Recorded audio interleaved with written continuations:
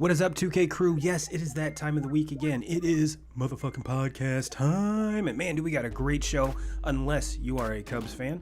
And I already see one of them that is watching. Mr. Justin Ware says, nice elevator music. Well, thank you. Thank you. I appreciate that. But yes, ladies and gentlemen, lock it in, because we're going to go over the winners, we're going to go over the losers, and if you are interested in playing fantasy football, we're gonna announce the draft time, the draft day, and kind of the rules of which we've been playing under the last couple years, and kind of get the hype started for that, because let's see if 2Ks can actually make the playoffs this year. Here we go. Well, I got to get my jabs in, because knowing the way you play, you're gonna win it this year. So yeah. And I very, very rarely make the playoffs 2 years in a row. So there's bound to be some shifting here, is all I'm saying.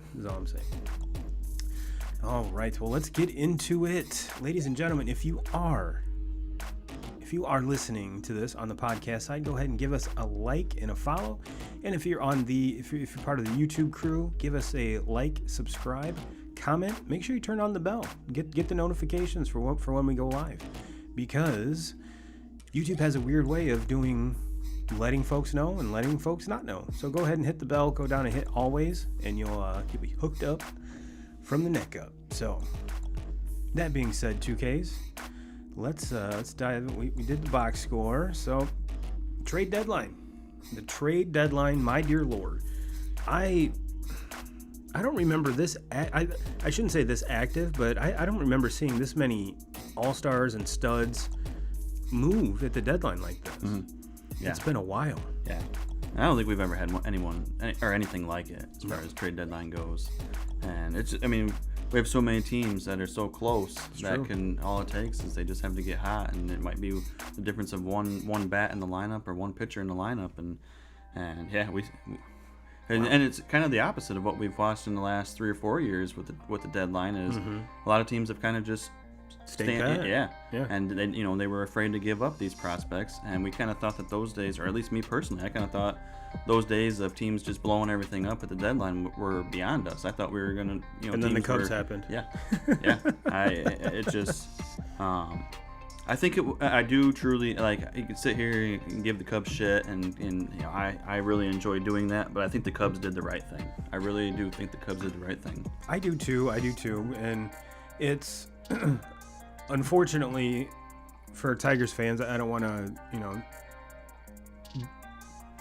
hitch in the back with a sword here, but very reminiscent of what the Tigers did a few years ago. Mm-hmm. So, if you're a Tigers fan, you kind of have to be optimistic at what you're seeing. Mm-hmm. So, and we all know that the Cubs brass couldn't keep all of those players. They couldn't keep them. Did I think they would stick with one of them? Yeah. Mm-hmm. I figured they would have picked one and then kind of went their ways with the other ones. I mean, Kimbrel was going to be gone regardless. Yeah. I mean, he was, to be honest with you, he was probably the best, most valuable piece out of all of that. Yeah, and I keep on thinking, like, are they going to go and try to bring one of these guys back? Are they going to try to bring Bryant back? Could be. Baez, I think I'd stay away from him. I think he's one of the most overrated players in all of baseball. I honestly thought that they would stick with Rizzo, just because he's been there the longest. He's, even though very, very young, we've talked about it on the show quite a number of times. It's, he's the grizzled vet in that out of that group, and to be there when the team absolutely sucked, to when they're being on top in 2016, it's, as a Cubs fan, I could see how it'd be very disheartening. Mm-hmm. But you mentioned too that kind of do the thing that Aroldis Chapman did to him, or did with the Yankees. Excuse me. The Yankees traded him. He went to the Cubs, won a World Series, re-signed with the Yankees. So is this out of the realm of possibility that they could? I would be very, very shocked if they did even try to bring Baez back. There was rumors that an extension with Rizzo had been talked about, and he declined it. And with Bryant, it seems like he's been on the quote unquote trading block for like 3 years now. Mm. So, but look, instead of looking at, because like one of our good friends Jeff said, the Cubs are going to be loaded next year. The South Bend Cubs. So if you are looking to see, now we'll get into the nuts and bolts of kind of the bigger trades, but you kind of have to. I wouldn't call the Cubs the biggest losers in all of this. Their farm club had to be kind of depleted with bringing Bryant up, bringing Baez through, all these studs that we've seen. So refreshing that isn't a bad idea. I mean, you could obviously overpay for all of these players and keep them around and kind of see what happens. But, that's when you get into the luxury tax. That's when you get into all the all the other stuff that most teams really are trying to get away from. So obviously everyone but the Dodgers, but no, we're not going to sit here and just throw dirt on the Cubs, is what I'm trying to get at. But obviously, if you look at where these dudes went, Rizzo to the Yankees, Baez to the Mets, which he already came out and said that he wanted to play with Lindor. So which one's going to play short? Which one's going to play second? I think it's easy to me. Lindor is the better defensive, shortstop there, and Baez moving over to second. That's when the Cubs won the World Series. That's where he was playing at. It's true. Even though I would still argue that he's a way better shortstop than Addison Russell ever was. But yeah, you're right. And then obviously Kimbrel just went across town, and Bryant's out on the left coast with the Giants, which I think is a really good fit for the Giants. Very, very good. That was to me was maybe arguably the best deal of the whole deadline. The Giants getting him with not so much that they have the big names, but as far as pitching goes, from top to bottom, that rotation has been just awesome this year. So amazingly awesome. What they're kind of missing was a bat, and arguably they got the best bat that was moved here at the deadline. So, and the first domino to fall out of all of this was the Yankees picking up Joey Gallo, and then very next day, stick with that left-handed bat theme, go get Rizzo. Now, I did a video that I'm actually catching a lot of slack on, which is fine, just fine. Even though Anthony Rizzo is making me look like a dick right now because of it, because he's just mashing. He's just mashing. And if you look at all the guys that left the Cubs, they're just mashing, which leads me to believe if they'd been doing this all season, they probably wouldn't have been in that spot, and they'd probably still be in Chicago. So, but those guys can't pitch it though. It's very true. It's None very of those true. guys that left can pitch for the Cubs. So other than Kimbrel. Yeah, but he's relying upon the guys in front of him to get him or to keep a lead so he can close the door. But I'll tell you my thoughts, 2Ks, and then I'll let you chime in, especially on what the Yankees did. I really don't see them being all that much better. Granted, their left-handed bats sucked. Their first base bat sucked. So they definitely addressed a need. But you just said something. Neither one of those. I mean, we've seen Rizzo pitch. Don't get me wrong. Hey, and he struck out one of the best left-handed hitters we have in the game, in Freddie Freeman. So maybe they're onto something. Maybe I don't know. But to me, they actually sent a pretty good haul to get Rizzo, which is rightfully so. They're two of their higher prospects. So you're looking at. I mean, and then that's a lot for a rental. And if you look at both Gallo's and Rizzo's batting average, they're both around 220. Rizzo, I think, just hit home run 20. So was it really worth it for the Yankees to go out and burn these prospects to get? Yes, you got stronger from the left side. Yes, you got stronger at first base. I mean, Rizzo's a Gold Glove first baseman. But is that gonna really propel you to the next level? To get over that hump and get to at least a wild card spot, because I don't think they're catching either the Red Sox or the Rays, which we'll talk about the Red Sox in a second. So that's just kind of my thoughts. I mean, yes, they got better, but did they get better where they needed to get better the most? And I don't think so. What do you think?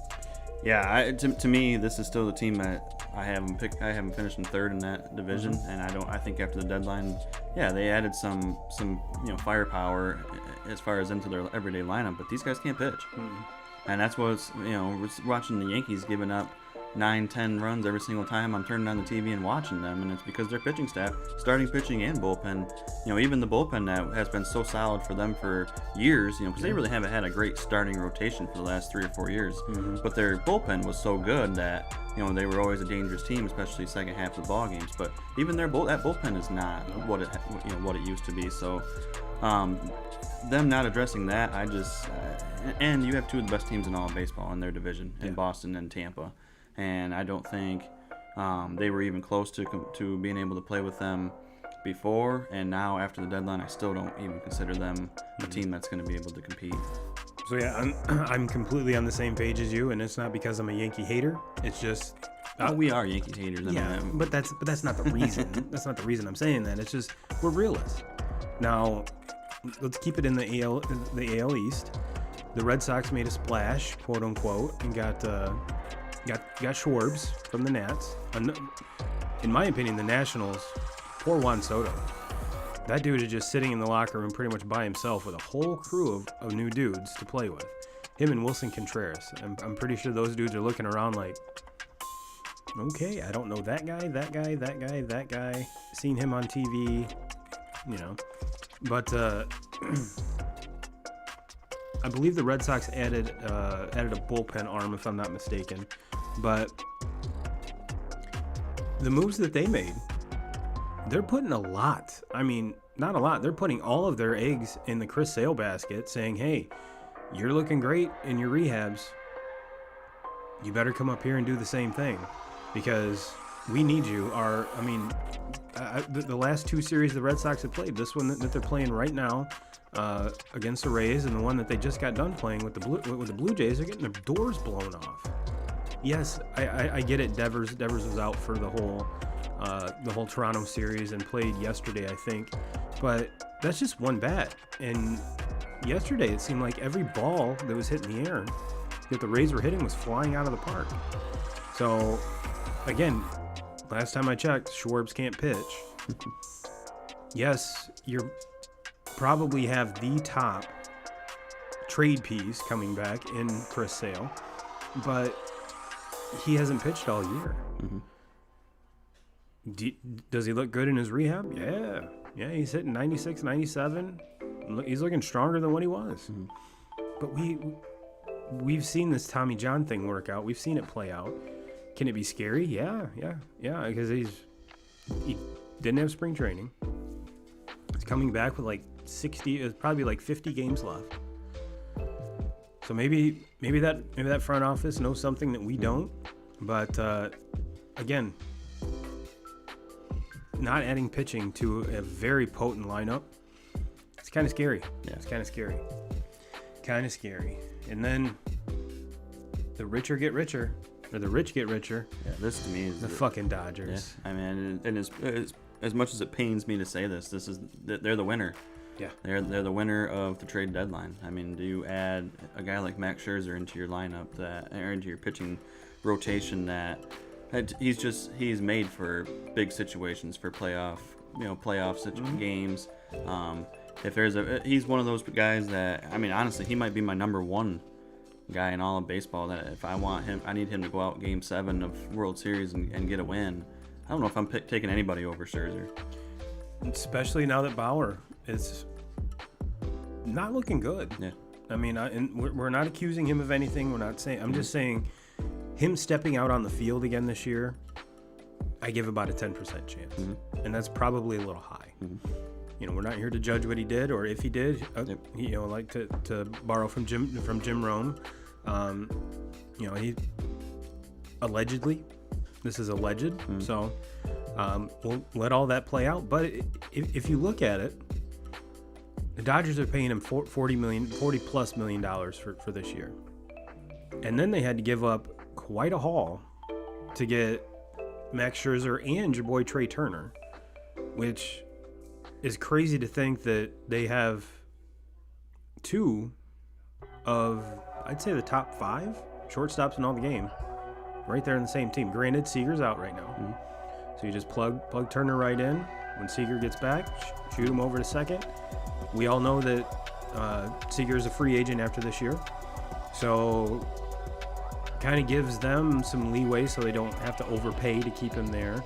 And just kind of it expands their options as far as that's concerned. So yeah, and on top of that, Turner's one of the better base stealers in the league. He's an RBI machine. I mean, what he's doing this year is kind of going under the radar because, and especially like All-Star Week. Suck. Yeah, the Nats suck, and like around All-Star Week, we weren't really talking about him as being considered a starting option at shortstop because of Fernando Tatis. You have a guy like Fernando Tatis, obviously he's going to take a lot of the spotlight, especially in a week like that. But Trey Turner's numbers are very, very comparable to Fernando Tatis. Maybe not the home run numbers, but he's got him beat in the batting average. He's got him beat in the stolen bases. He's got him beat on the on-base percentage. I mean, yeah, the flash. Trey Turner doesn't have the flash that Tatis has, but he's one of the. I mean, if he's not the best shortstop in the game right now, he's the second best shortstop in the game this season. Yeah, and so to add that to that Dodgers lineup, who I consider already the best lineup in the game, and then to add Scherzer into that staff, who I still consider them to have the best staff in the game. They're the winners. They're the winners of it, and they were able to do all of this and not give up Lux. He's still there. They gave up Keibert Ruiz, who, he's a very highly touted prospect, catching prospect, but you have Will Smith there, so he's kind of position blocked anyways, and he wasn't gonna, probably not gonna make that team anytime soon. So he's the guy to move from, to move on from. So to me, the Dodgers they handled this past week perfectly. They were already, in my opinion, the favorite to win the World Series, and now they're even more. Yeah, they definitely solidified their stance. That is for sure. And kind of getting to that point, a team that was really hurt was the Padres. Not only did the team that's right in front of you get that much better, now Tatis is on the shelf. Yeah. I have a question on this. I want to run this question by you. I also want to run this question by anybody that's listening, all of our listeners, about Fernando Tatis. And I've been thinking about this all weekend. It's just been like my random thought, especially after seeing the injury. That's what happens when you're by yourself all weekend. Yeah. And then before, earlier in the season, he was battling injury too. And my question is, if you have a guy like Fernando Tatis, who, he might be the most electric player that we've seen in Major League Baseball, and probably in my lifetime that I've ever watched. And he's 22 years old. Yep. They locked him up. He's going to be a Padre now for years. Do you have that conversation with him that you have to change the way that you play a little bit? What you bring to the table as far as your flash and just the personality that he has is awesome for baseball, and I'm not knocking that one bit, but you got to have Fernando Tatis on the field all season long, and when he's doing stuff like he's doing with all these different slides and jumping over people and just he's putting his body in situations where when you play like that, injuries are going to happen. That's Ken Griffey Jr. And the best thing best case scenario is it stays, like the first one this year where he's on the shelf for 10, 15 days and then you get him back out there. But eventually they're not going to be that. It's not going to be that way. You're going to end up with that injury that has you out for a season. Because to me, they had that conversation with Mike Trout. Yeah. When Mike Trout first came up, he was stealing bases left and right, sliding head first into second base all the time. And then all of a sudden, he stopped stealing bases as much. He still can steal them, but he doesn't steal them as much. And you cannot tell me that they didn't have a conversation with Trouty saying, hey, having you for 162 is a lot more important than making 3 or 4 big-time highlights this year and making the the Sports Center top 10. We need to have you on the field. And I think that's a conversation. So I'm asking you, what do you think that you have to have that conversation with him? I would. At some point you have to, and I had a buddy of mine growing up that very similar injury to his shoulder, and they told him that, and he was a left fielder. He wasn't a shortstop, but they told him that we can do surgery on it, and you'll be out. And granted, this was he was playing JUCO, so he was going to be out the whole year, because the JUCO season isn't nearly as long as the major league season. Let's be honest, but they said, or you can keep playing with it, I mean, we can pop it back in. You can keep playing with it, but it's gonna keep popping out, and it's gonna pop out easier and easier and easier and easier, to when it's just gonna be out, and then we have to do a whole massive surgery. So, but yes,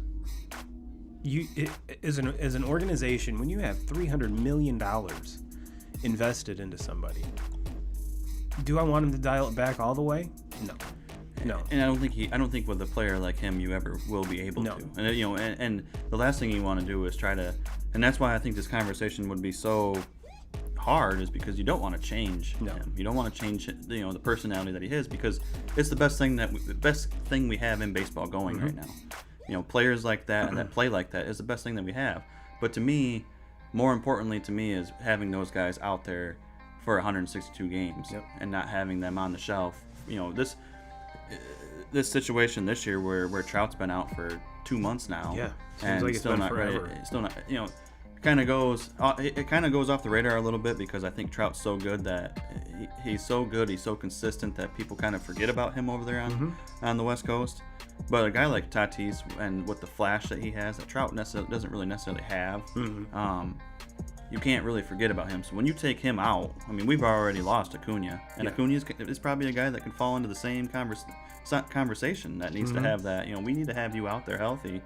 Maybe you need to dial it back. Maybe we don't need you diving all over in the outfield and trying to make the spectacular plays. We need to have your bat in the lineup every single day, because as soon as you take a guy like that off either one of those teams, they're not a playoff caliber team, or they might be able to get into them, but they're not going to win.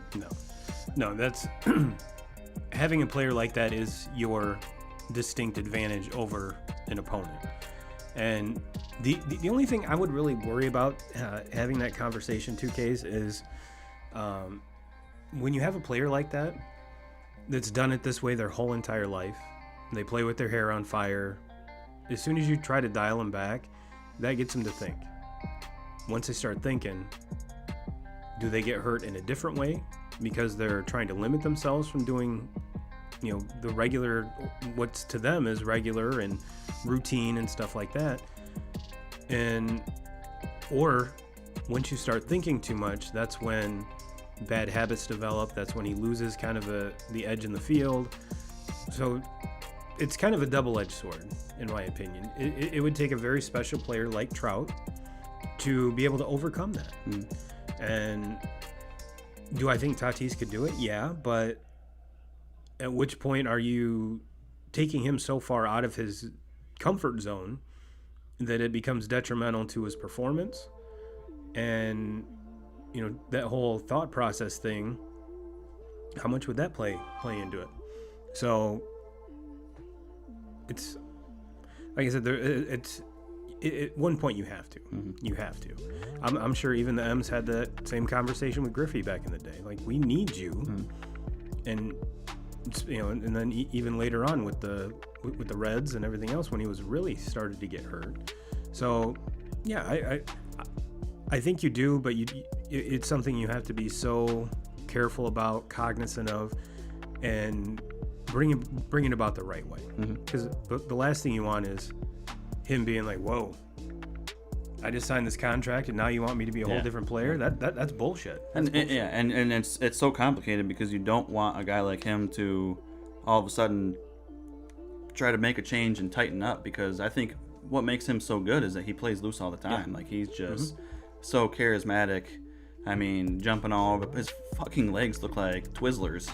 I mean, some of the times when he slides, and some of these hook slides that he has where he bends all over the place, or jumping over guys, and it's unbelievable to watch. But it's also scary. I mean, if you're a Padres fan, or you're a big time Fernando Tatis fan, like all of us, I mean, how can you not be a fan of him? Right. You want to see him playing every single day. You don't want to see him out of the lineup. Nope. And like I said, fingers crossed they can come to an agreement, and we get to see him on the field, sooner rather than later. We got let's see what B Fishing for Cards has to say. Just give him the option, let him decide on his own, his idea then. It's a good point. It's a good point. If you guys love watching card breaks, or if you're a card collector, go on over to Be Fishing for Cards. Give him a like and subscribe for us. He is one of our main fans, so we try to give back to our peeps, to the 2K crew. Well, let's see. The White Sox, Lane and Kimbrel. I mean, that was going into the deadline. Kimbrel was one of the, everyone just kind of wrote him off from the Cubs, saying he's gone. Mm-hmm. He's gone. But he was kind of one of the later acquisitions. I mean, Bryant was kind of like the last one, where we thought he would have been the first one. And am I the only one that thinks it's weird that the two Chicago teams are trading back and forth? I mean, if memory serves me right, that doesn't happen that often. And no, but you look at the main one there just a few years ago that I think kind of really pushed this resurgence for the White Sox ahead big time was the last trade that they did together, where they traded, I can't even remember, the left-handed pitcher from the White Sox, trade him over and end up getting Eloy. I can see his name. I can see his name. I can see his face. Quintana. Yep. And they end up in that trade getting Eloy out of that. And then I want to say, was it Dylan Cease? Was he he was the pitcher that they got out of that deal too. So, that's we haven't really been able to see Eloy this year, but it sounds like he's going to be back in the lineup here real soon, or maybe he already is back. He's back. And then Dylan Cease has been, he's been very serviceable for them. Yeah, and it's especially once Eloy went down in spring training, there's a lot of folks who just wrote him off like, hey, he's done for the year. He's done for the year. And again, kind of like a trade deadline pickup that you don't have to trade anything for, like the Red Sox with Sale, is getting Eloy back in Chicago. And yeah, he's been playing. I want to say I watched part of his first game, and I watched the White Sox play today, but didn't really pay that close of attention. But adding the best bullpen piece of the deadline is huge, and to a very good pitching staff already. I mean, this is a team that we knew what their offensive was capable of. We were questioning the pitching, and now their pitching is that this staff is loaded, and now they're loaded in the bullpen. And we see the way that games have kind of changed, especially in the playoffs when they start piecing games together and just getting relievers to come out and pitch an inning or two. Well, now they're deep, and they have guys that can get outs, and with this offense and how they can put runs on the board, and now a pitching staff that can shut it down. This is a team that. Look out for these guys. Yeah, they obviously didn't, because let's be 100% honest, they're walking away with the Central. Yeah, that's not even a question. So this move was made to not win the division. It's to go deep in the playoffs. Yeah, this is absolutely. To go deep. This is a pitching. We got to get the pitchers, because we know that in order to win the World Series, we're going to have to go through a team like the Dodgers, like the Padres, like the Giants. We're going to have to go through those lineups. We need to have a lot of pitchers that can get outs, and that's what they did. And to nab the best reliever that was available at this deadline, they're winners. Kudos, and hopefully Robert can get back and just make that lineup even more potent. And to be honest with you, I'm obviously a huge Red Sox fan, very disappointed in what they did. So if my Red Sox can't win it, I'm rooting for anyone that will and can beat the Dodgers. Yeah, absolutely. So I'm fully on board with I'm already on like 9 bandwagons just to make sure that I'm covered. So when one of those teams makes a run, I'm already on the bandwagon. But did we miss any of the big? One that kind of went under the radar, wasn't talked about a whole lot because it wasn't a big team, but it was kind of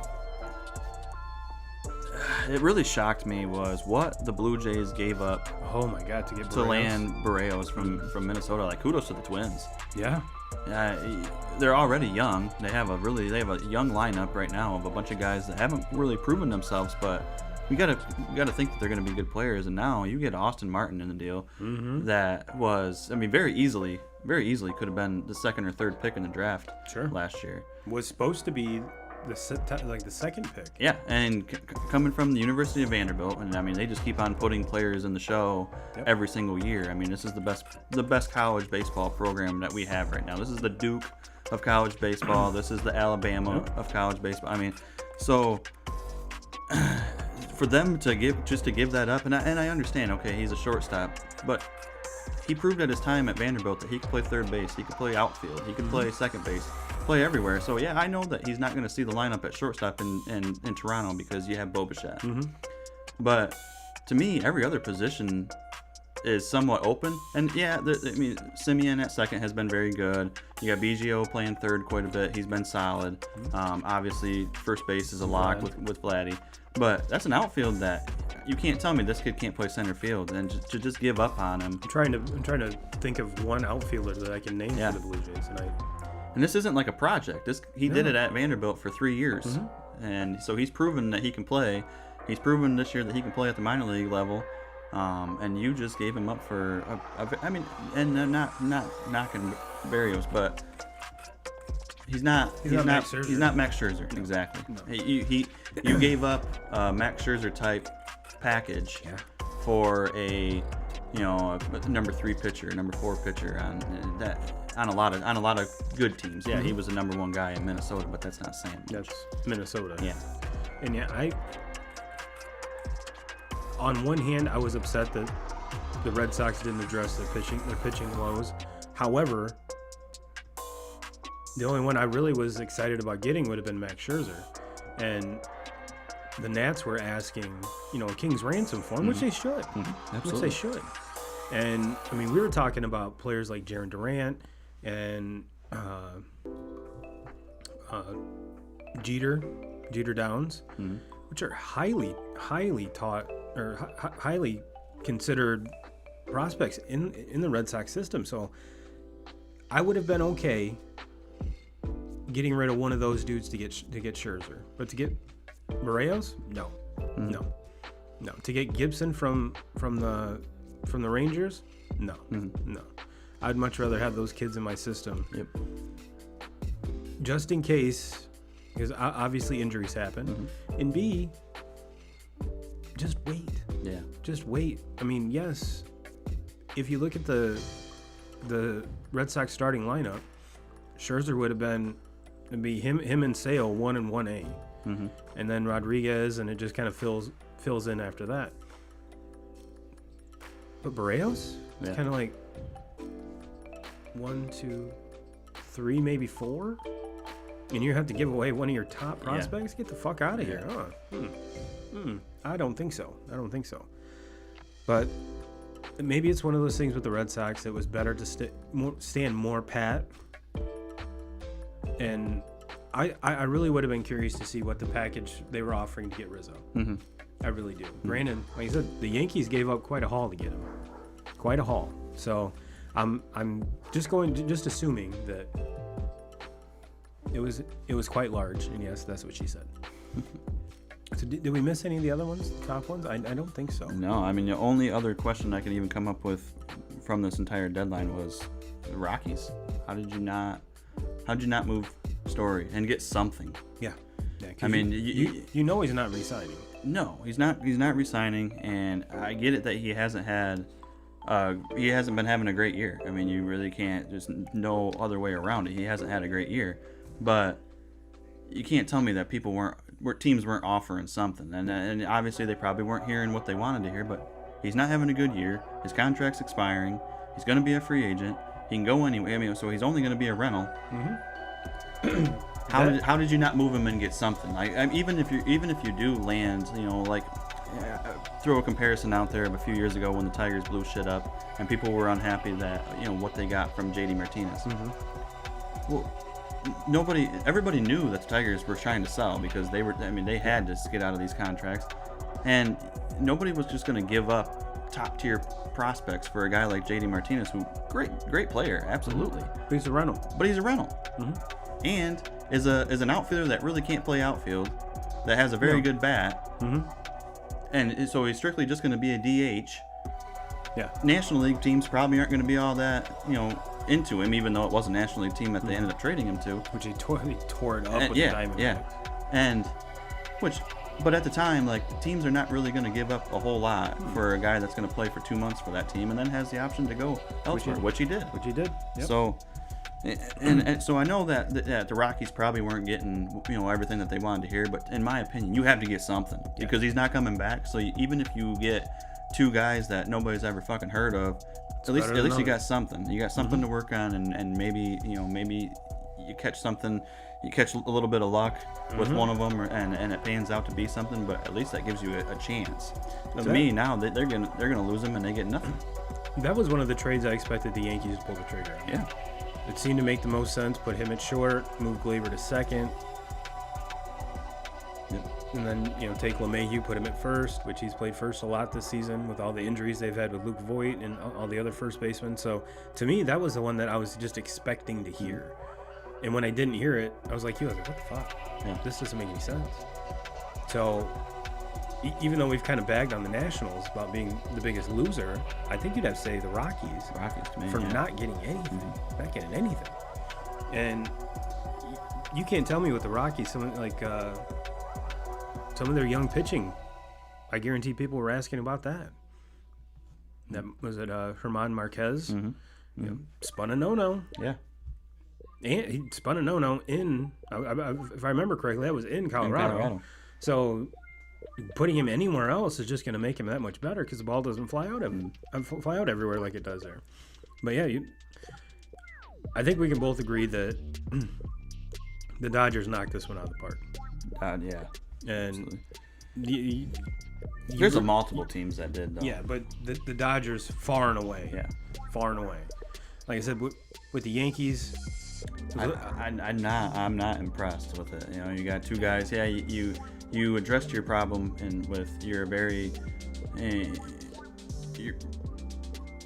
you rely too much on right-handed sticks. So you address that problem and bringing some left-handed bats in. But to me, their weakest link was pitching, and it still is, and it just kills them.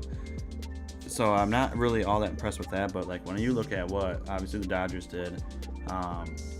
Look at what the Giants did. Chris Bryant going into that lineup. I mean, that's to me is great. And then also you have to consider the White Sox a winner. Mm-hmm. And we talked about how good that their lineup is, but now with these bullpen pieces, their starting pitching has been very good this year. Mm-hmm. You look at the numbers. For a team, they're probably maybe the best pitching team in all of baseball. Yeah. When you start looking at the numbers, and that's a hitter's ballpark that they play in. So to have those numbers in that ballpark. And to do it with a lot of young dudes, except for Dallas Keuchel. Yeah. I mean, to me, that's the only question moving forward is how are these kids going to respond during the playoffs? But Mr. B Fishing for Cards says Jose Barreo's stats this year: 3.48 ERA, 1.04 WHIP, 211 batting average against, 25.7% strikeout rate across 121.2 innings. So it's not bad. Mm-hmm. It's not bad. But again, he's never been to the playoffs.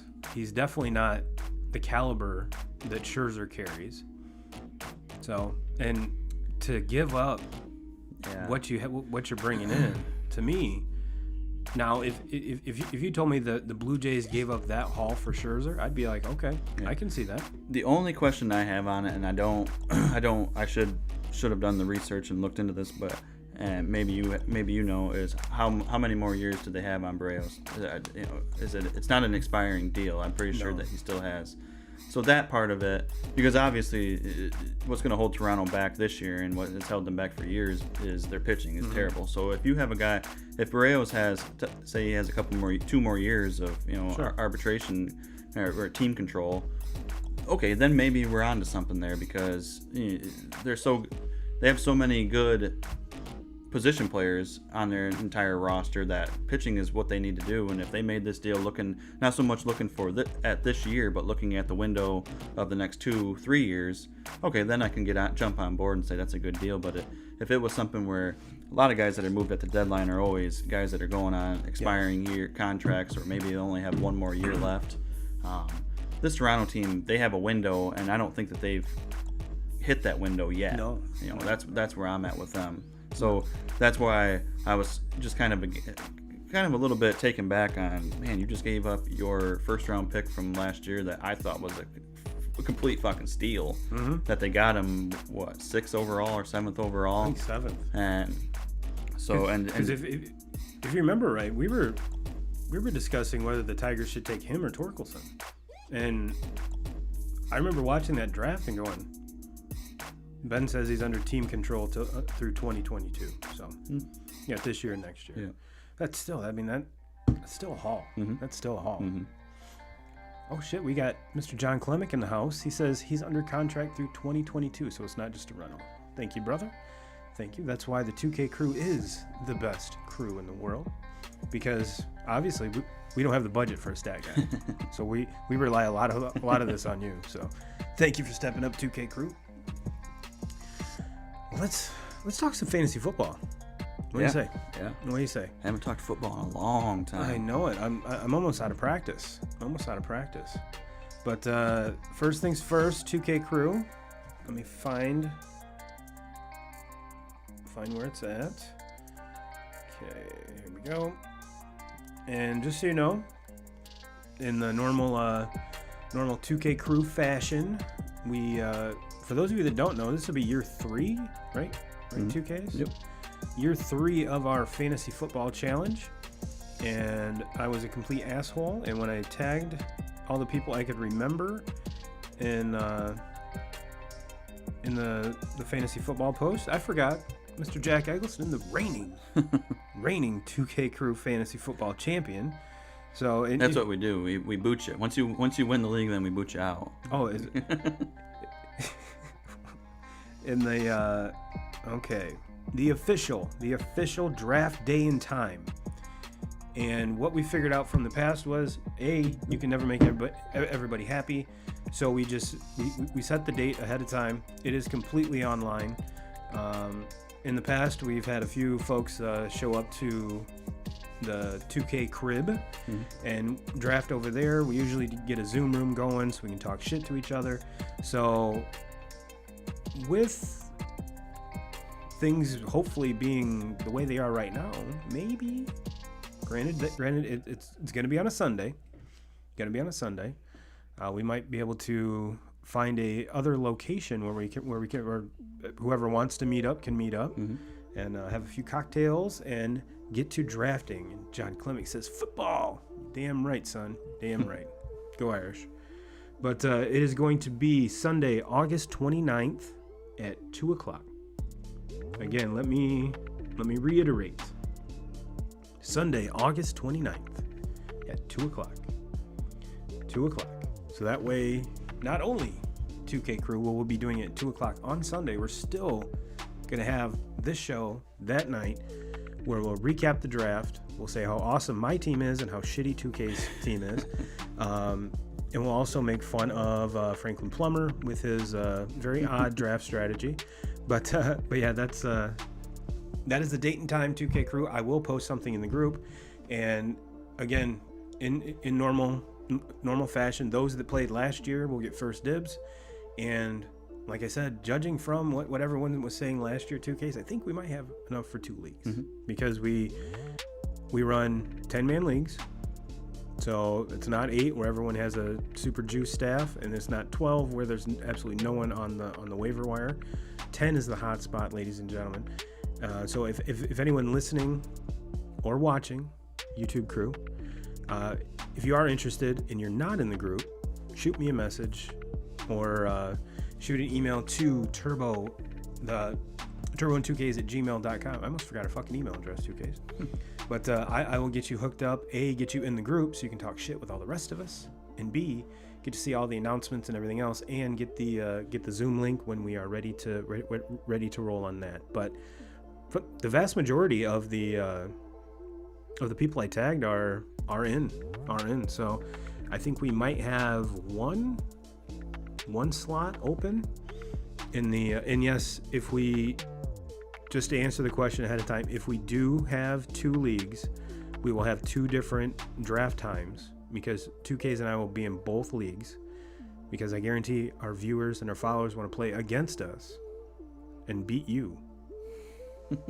Because, I mean, you got to make the playoffs, 2Ks. I know. I've missed them 1 year. I think I out of all the years I've probably played fantasy football, it might be like the first time I've missed the fucking playoffs.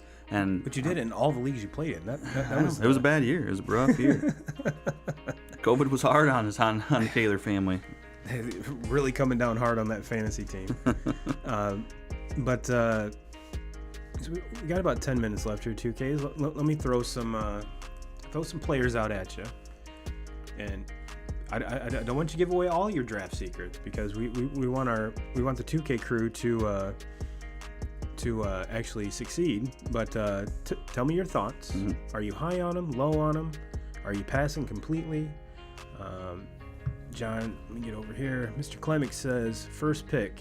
Well, got to see what CMC's line looks like and if Barkley's actually back. But tier 1, I'm assuming CMC is Christian McCaffrey, Kamara, Henry, Barkley, Cook, Reggie Brooks. I thought that said Reggie. Yeah. It's kind of hard to go against any one of those, John. That is absolutely, you're right there on point. Well, let's start out with obviously the rookie quarterbacks, 2Ks. If you had to take one, and let's assume all of them, all the top 4 anyway, are starting week 1, who are you most high on fantasy-wise? You going Lawrence? Well, first off, if you're drafting one of these quarterbacks in your draft, you're probably not gonna. Well, I'm not saying you're probably not gonna be competing for playoffs. Well, let's say he's your backup quarterback. Because this is quarterback-driven league, 2Ks. I'm just trying to give the folks what they want. Trevor Lawrence. I think Trevor Lawrence is the most talented quarterback. He's the most proven quarterback that we have in this draft. It's intriguing to me getting him in that Urban Meyer offense that we know he's going to be surrounded by weapons, and which is probably going to directly impact Laviska Shenault's draft stock as well. And Justin Fields, not just because I'm a Bears fan, but he kind of scares me fantasy wise. If you take Trey Lance, he's got a fucking stud offense to work with. You're gonna run the shit out of the ball, though. Yeah, that's the only downside with him. Mac Jones, I like, but then again, I'm not as high on him as Lawrence. Well, still got Cam Newton there, and I think that you cannot tell me that they're not going to have some type of a goal line package for Cam Newton. You have to. Cam Newton's probably going to lead the team in touchdowns at the end of the year. Just why would you not? Why would you not just let him have the ball when you have goal situations? Getting to Fields, I think that he's going to be in an offense where they're going to run the shit out of the football also. Obviously, San Francisco, they're going to run the ball a lot. Even that Patriots team, they're going to run the ball a lot. To me, with Trevor Lawrence, they're going to run the ball a lot too. But with the Urban Meyer offense, there's going to be a lot of quick hitters. You get the ball to some of these playmakers that they have in space, and just kind of let them go to work. So I'm not expecting big years out of any of these guys.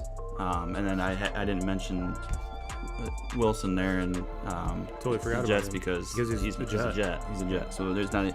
If you're drafting Jets on your fantasy football team, your name is Cody Brazeman, or you completely suck at fantasy football. You're in a lot of trouble. Don't be drafting any Jets. That's if I could give you any advice right now on players to avoid in fantasy football. Anybody that has Jets on their helmet, we don't want them on your team. Yeah, I could not agree with that. Man, I'm really slacking here. Let's see. Well, let's take let's put John's comment back up here first. Are you taking McCaffrey, Kamara, Henry, Barkley, Cook, or Brooks? Who are you most high on in that crew? That's tough. That's to me. This one's easy. This one's easy. It's hard, and I've kind of looked past this guy 2 years in a row, so I kind of told myself going into this draft that I'm not going to look past him. If I have the opportunity to take him, I'm taking Henry. To me, that's an easy one. I mean, he's a workhorse. It seems that he gets stronger as the season goes on, and some of these other guys, McCaffrey, you worry. Obviously, he's the best playmaker in the NFL and in that offense, but you worry about a season like last year with the injuries. Can a guy to his stature hold up, for an NFL career and do what he does for, a career? Yeah, he's done it for a couple of years, and then he's been great at it. And 2 years ago, I mean, if you had him on your fantasy team, you were basically automatic going to be in the playoffs. But can his body hold up to the physicality of every day, every season NFL? I don't know. That one's hard. And what does he have around him for a cast? Yeah. And then Kamara's the same way. I mean, granted, well, not granted, but Drew Brees is gone. If you guys didn't know, do not draft Drew Brees in your fantasy on your fantasy team, Chris Seed. But he's gone. Their biggest receiver threat, we don't know when he's going to be back. So it's just him. And last year, when this same scenario, when Drew was gone, the Kamara, where you think they just turn around, hand the ball all the time, or throw it on the, get him the ball on the backfield, he just kind of got lost. And for a Sean Payton offense to lose track of this guy, I mean, come on. Yeah, to me, the two safest bets are Henry and Cook. Yeah. But Cook has also had problems with injuries. The one thing you can really say about Derrick Henry is he hasn't had very many injuries, and when he has had them, he's played through them. I mean, yeah. So I think safest play is Derrick Henry. If I had the first pick today, I can't tell you what I'm going to do, 3 weeks from now when we're going through this draft, because it might change. But if the draft was tomorrow and I had the first pick, Derrick Henry would be my pick. He would be my first pick as well, and that's not going to change between now and draft day. And what everybody needs to remember too, and kind of take this mindset into the way that we draft and how we play, is we play in a PPT league. It's a point per touch. Yeah. So running backs are getting a point for every single touch. Well, Derrick Henry touches the ball 20 times every Sunday, so he's automatically going to get you 20 points. Well, and whatever after that. So it's a very, very running back, friendly league, and that's what you want to look into. It's not so much like your standard leagues where you're kind of going for touchdowns. Guys that score touchdowns, so it's not out of the, it's not really out there to take a wide receiver in the first round in a standard league draft. And the way that we draft and our style, running back is what you're looking at. So that's why I don't even consider any wide receivers in this comparison or in this conversation. But yeah, Derrick Henry would be my number one. The only downfall and the only nick, I guess, you could put in Derrick Henry's armor is and it's not that he can't catch the ball out of the backfield. It's just they don't do that a lot in that offense. And he was one of the big reasons I made the playoffs last year. That and Russell Wilson, even though Russell Wilson took a gigantic shit about 3/4 of the way through. But yeah, you kind of mentioned. Let's talk. You brought up wide receivers. So let's talk about some wide receivers. Michael Thomas, like I said, injured, but we're not sure how long he's going to be out. But if every wide receiver was available in 2Ks, who would you take first? Oh, Devontae, easy. Devontae has separated himself. And he got Rodgers back. Yeah, Rodgers is back in town. Randall Cobb's back in town. I know that there's a lot of drama going on around that situation. The media has blown it up. But this Green Bay team is they're going to be right there again. They're going to have an opportunity to make the Super Bowl again. They're going to be in the playoffs. This is one of the best offenses that we have in all of football. And Davante Adams has separated himself from every other wide receiver that's in this league. He is the best wide receiver, hands down. And to me, it's not even close. I can't argue that fact. The only one that when Michael Thomas is healthy, it's a different story. When he has Drew Brees throwing him the ball, that's a different story. Even if he was healthy, would I take him as the first one? No, just because I don't trust Jameis Winston or Hill nearly as much as I did Drew Brees. Nearly as much. We got Mr. Klemick says Lamb is going to turn some heads. Now, John, I didn't bring up Cowboys football for a fucking reason. So, but no, I like it. John, you are very right, because with a healthy Dak, that whole team's different. Yeah. I don't care, because their defense is getting better through the draft. Mm-hmm. That's going to be the linchpin to that whole team. Well, that and a healthy Dak. Yeah. Because we saw what Dak was doing before he went down. Jesus Christ. The hardest part, and the only knock I have on Lamb, because I agree with you, Lamb is the best wide receiver on that team. Mm-hmm. But they have so many good weapons that. Is it going to dilute his? It's going to, yeah. That's the only worry. I don't have a worry as far as his skill level. Absolutely, he's going to turn heads. He was the best wide receiver in the draft last year. Mm-hmm. That fell to the Cowboys, but falls into this offense where you got Amari Cooper, you still have Zeke, and he's gonna touch the ball a lot. They had better feed Zeke the fucking and ball. nobody ever talks about Gallup.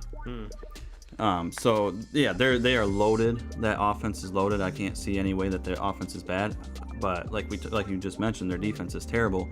And the only reason I say that you have to feed Zeke the ball a lot is because you have to try to keep your defense off the field as long as you can. When you get into these shootout games, your defense can't stop anybody. We know the offense can put points on the board better than maybe any team in the NFL, with the exception of maybe one or two. Chiefs. Yeah. But their defense can't stop shit, so that's their problem. But yeah, absolutely, I agree. CeeDee Lamb is going to turn some heads. I mean, he is a stud, hands down. But they have so many weapons on that team. You know, with the first comment from John that I highlighted was, you know, about the running backs, and if Dak is healthy, Zeke is right there in that mix, or should be. Mm-hmm. It's just which Dallas offense are we going to get? Because if they're going to air it out 50 times, that kind of takes away from the value of Zeke. But if they go back to the way that they were winning football games, they have to feed Zeke. They have to. You paid him a shit ton of money.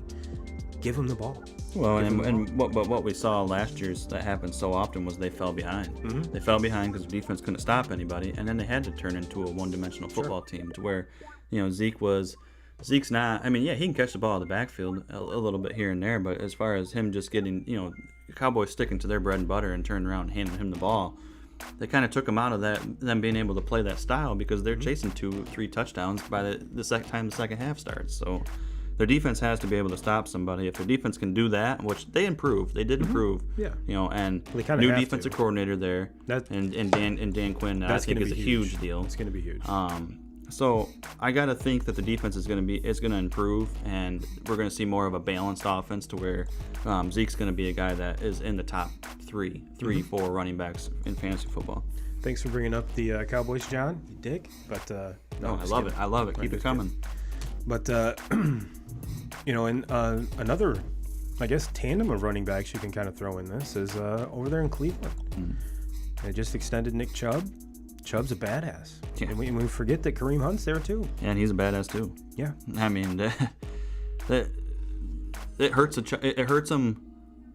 It hurts them as far as fantasy football numbers go because they kind of just cancel each other out. Yeah. You know, it always seems like one is stealing a touchdown from the other. Mm-hmm. But to me, these are two running backs that I would take on. They would be in my roster every single week. Yeah. You know, I would preferably, obviously, I'd rather have Chubb. Yeah. Chubb's going to get a little bit more of the volume there. But if I'm looking at, you know, my third running back on my team, a flex option, Kareem Hunt is a great guy to have in that situation. What about Clyde Edwards-Helaire over there in Kansas City?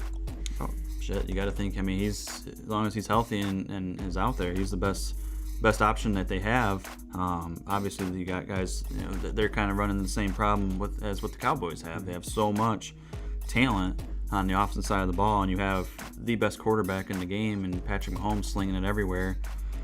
I don't know how much are they going to turn around and just hand him the ball and give him carries? You know, for a league like what we play in, you know, point per touch, that one gets a little bit tough. Catch it out of the backfield too. Yeah, I mean, so volume, I don't think that he's going to be quite the volume that some of these other big time running backs that we've mentioned so far. But big play capability, oh yeah, he has that. Yeah, he kind of came on the league and, you know, just took the whole league by storm last year. He's a guy that I definitely would not be afraid to have him as. I would have a hard time wanting him as my number 1 running back, but a guy as my number 2 running back, sure, great option. No, I've been stalling because I cannot remember the running back the Steelers took. Oh, guy from Alabama. Yeah. Najee Harris. Yes. Yeah. Very high on him. Very high. How can you not be? I mean, you're going into Mike Tomlin, Pittsburgh offense, and we see the way that they use and abuse running backs, and as far as just feeding them. Look what they do with Le'Veon. Le'Veon Bell. He was the best fantasy running back for years. Mm-hmm. And then when they went from that, they went to a guy, and not trying to knock Connor, but James Conner, not even close to the talent that Le'Veon Bell was. Nope. But James Conner was a top running back in that offense, because if he would have been able to stay healthy and stay on the field, they pound the rock, and running backs score a lot of touchdowns in Pittsburgh. Yes. And that's and they're always going to get touches, and that's just the way that offense plays, and they're going to catch the ball in the backfield too. That's kind of a prerequisite. Yeah, and this is a guy that, in Najee Harris, who proved it at the college level that he's not just one-dimensional. He can catch the ball out of the backfield also. No. He reminds me a lot of Le'Veon. A lot of Le'Veon. Bigger. Yeah. He's very high on my draft board. He's a guy that a lot of these mock drafts that I've seen has been slipping to like early second round. And he would not shock me if he has a rookie season, kind of like what Zeke did in his rookie year, where he was, the top running back and as a rookie. It would not shock me to see him in the top 2 or 3 at the end of the season. No, and a couple other dudes that are high on my draft board as well is Mr. Joe Burrow. Everyone kind of was like, "Oh, fuck, he's in Cincinnati. He's horrible. That team's horrible." They're not that horrible. Mm-hmm. They're not that horrible. They have a good running back crew. Well, this is, and kind of piggybacking off of that, not to steal the stage from you, but going back to the running backs, Joe Burrow being, because I have him very high on my board too, but to me it does nothing but move Joe Mixon up on my board. Mm-hmm. I think Joe Mixon's going to be a big deal in fantasy this year, because they're going to have an offense that's not so much one-dimensional, where everybody's boxing all teams are throwing 7-8 in the box, because we're gonna stop Joe Mixon and make whoever's quarterbacking for the Bengals over the years make plays in the air. Well, now they can't do that with Burrow. They're gonna have to show him the respect, and that's gonna open it up for Mixon, to where I think Mixon had a very great good year last year before he got hurt. Yep. And again, that was kind of last year was one of the only seasons I've ever had that didn't have that many injuries, but Mixon was one of them. And yeah, but before he went down, he was probably the best number 2 running back in the league.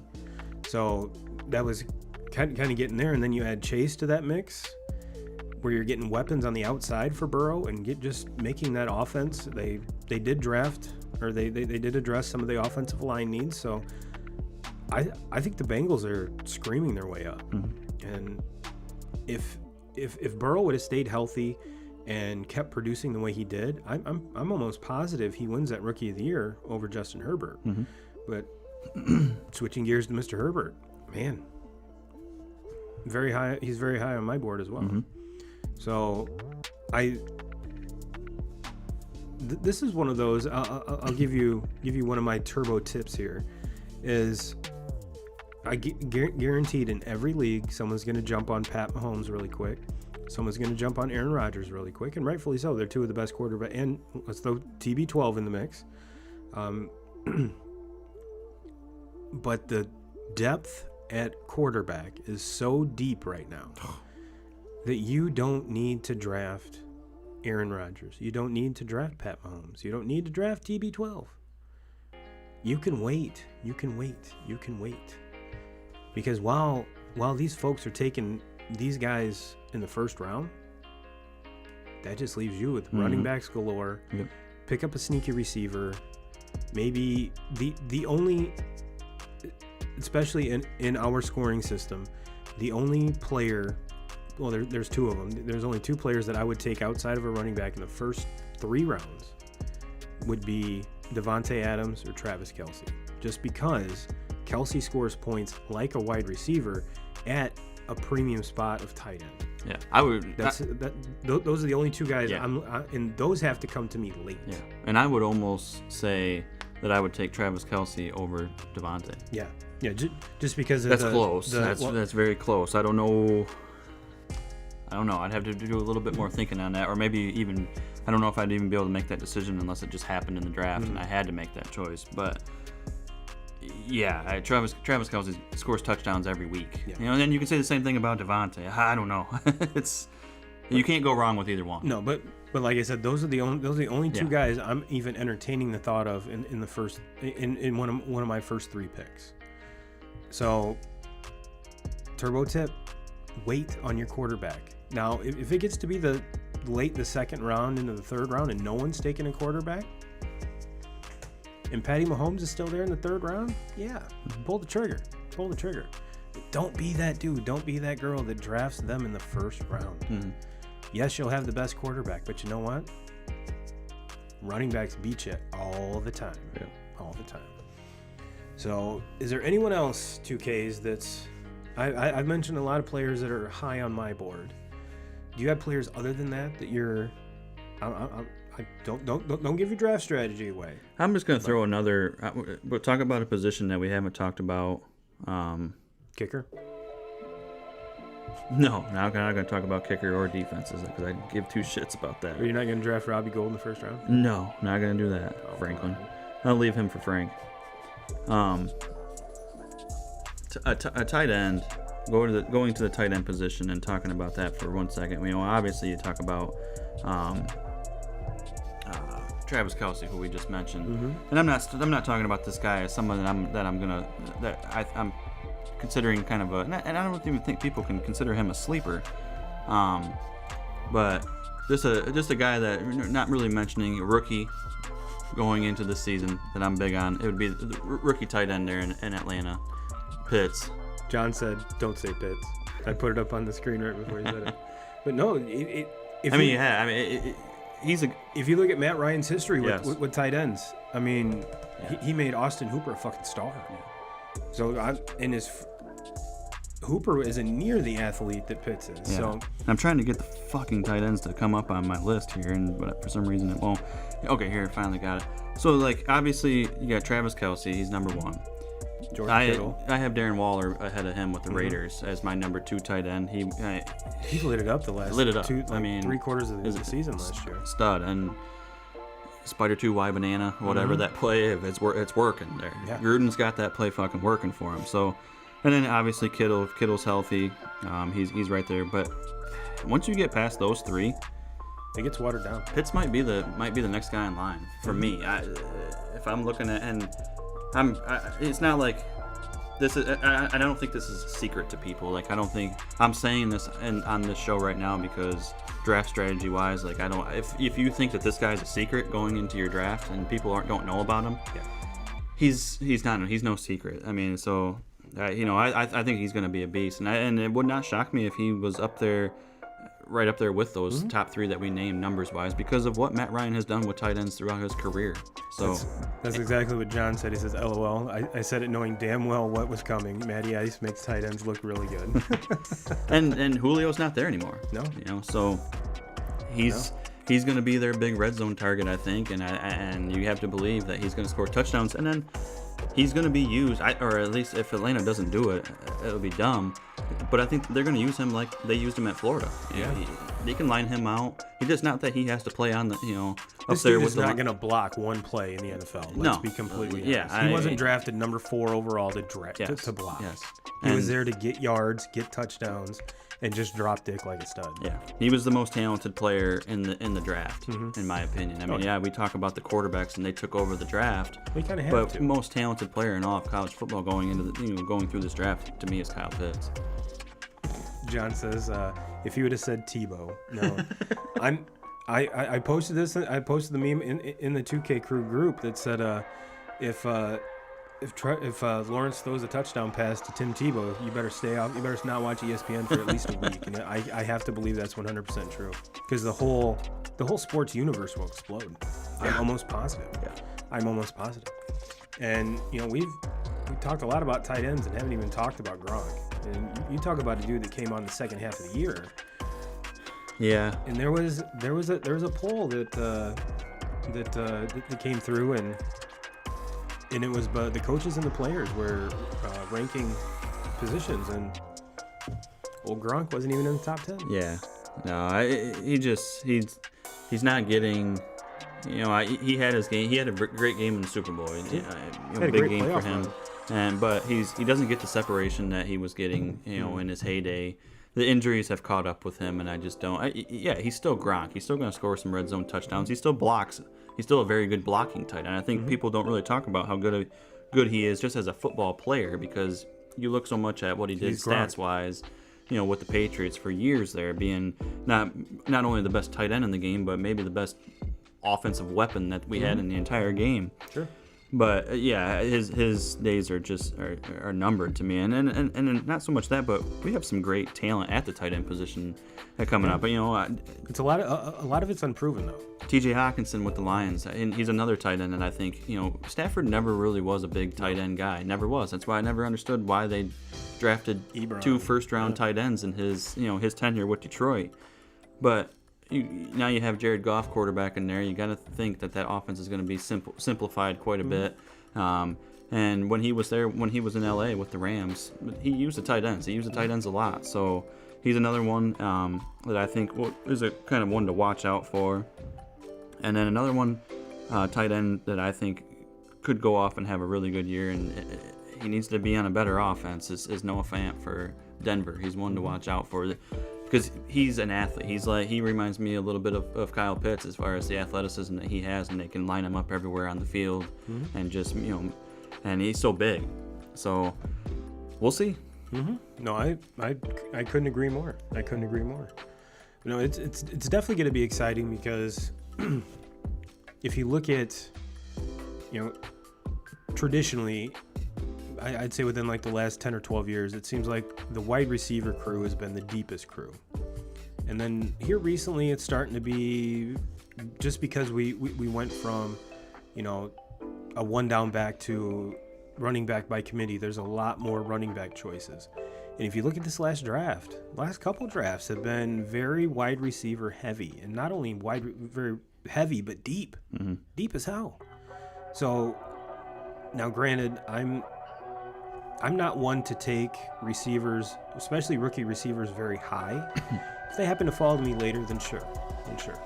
It seems like rookie running backs can have more of an impact week one than a rookie receiver. Granted, there's been some exceptions. Claypool went off. I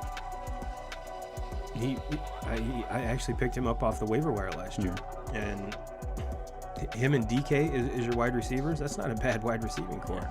But now we're seeing it's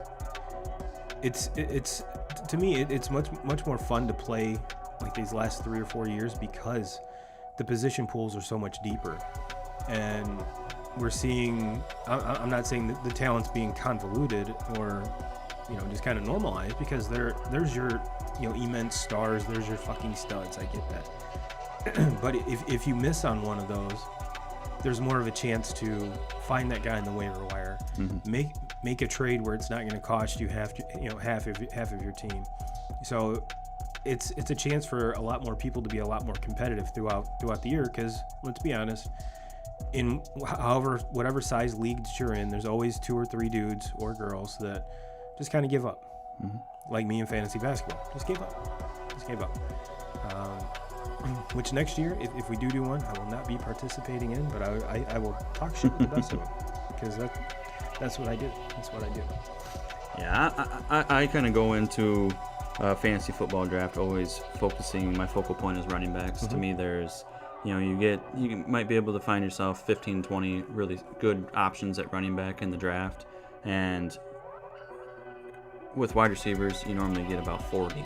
So to me, I'm looking to add as much power as I can at running back, because I know I can get guys 30 through 40, 30 through 45 wide receiver wise that, I want to get one of those top wide receivers, don't get me wrong, and if one of them falls to me, sure, I'm going to jump on it or take the chance on it. But if I can load up and have 3 really good running backs, especially 3 running backs that are, say, featured backs on their team, that's a big deal. That's your goal.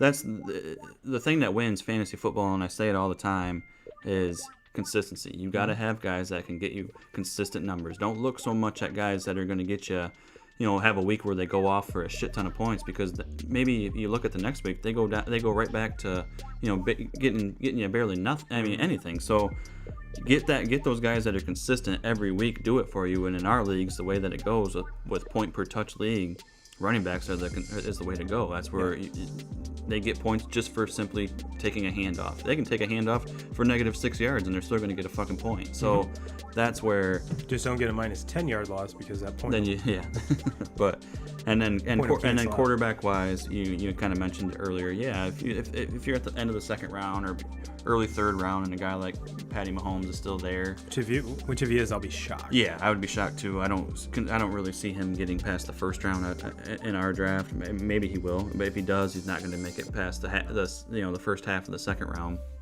But if he is there, I'm gonna look into it. But I still probably go, just because you have a Joe Burrow. I think he's gonna have a great year. He's a guy that is probably gonna be.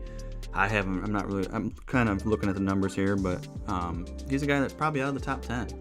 Yeah. As far as right now, where a lot of people are ranking him. Yeah, right coming now, back off an injury. So, and when he was healthy last year, was quarterback and fantasy wise just as good as about anybody. So.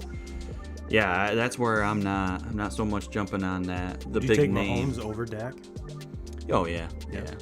To me, there's questions with Mahomes, or not with Mahomes. With Dak, is health wise, is the ankle going to hold up? I think it will. I hope it does. Obviously, I'm a Cowboys fan. Shoulder or elbow or something. Right. And then also Dak has a guy in Zeke lines up behind him on every single play, and that's their best style of football is going to be feeding him to where it should be. The Chiefs' best style of football is not feeding the back; it's letting Patty Mahomes just throw the ball, even if it's joystick the fuck out of everything. Just throwing easy little simple nickel and dimes and using that as their running game. That's the way that they play most of the time. So that's where because same thing as a point per touch, you also get a point for every single reset. You can throw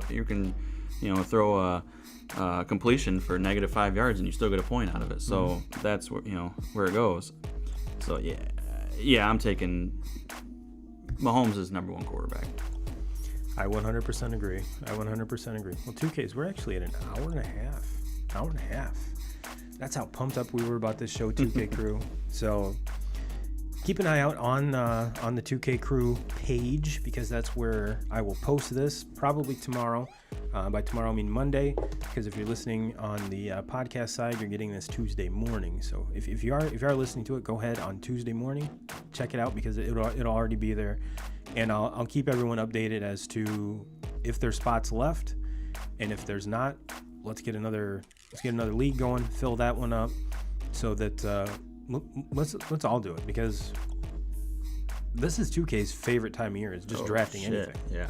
So him being in 2 leagues, there's no fantasy as far as for us fans, fantasy wise. There's nothing better than fantasy football. There's nothing even compares to it in my opinion. So yeah, I 100% agree. Well, ladies and gentlemen, for those of you that did chat us up, we do appreciate it. Mr. Justin Ware, John Klemick, and our number one in your hearts, number one on your program, Mr. B Fishing for Cards, which I did see him kind of bounce in and out, so his internet probably wasn't holding up. Maybe he's actually in his truck outside your house. Who knows? But yeah, thanks, boys. It's always more fun to do a show when we get a little bit of interaction. Let's be honest. But with that being said, 2K Crew, like I said, keep an eye out on the group. I'll be posting that tomorrow. We'll get that all lined up, because time's a ticking, and we want to make sure that it's $50 again, same as the years past, and I'll post my PayPal link in there, and we'll get that all going. Well, 2Ks, let's hit the wrap up here. Anything else you want to? I think we covered a lot. Yeah, I've spilled enough knowledge. Now I gotta keep the rest of it to myself. Now, see, here's the cool part: is if anyone missed any of your draft strategy, just rewind. Just rewind, or listen to the whole thing again. Just rewind. Well, 2K Crew, we'll get you out on that. Everyone have a great week. Still not sure what we're going to talk about next week. So, I haven't planned that far ahead, but I told y'all last week, we're talking fantasy football, and here it is. So, 2K crew, have a great week. I'll get you out on that. And as always, Jim Rome, we're coming for you.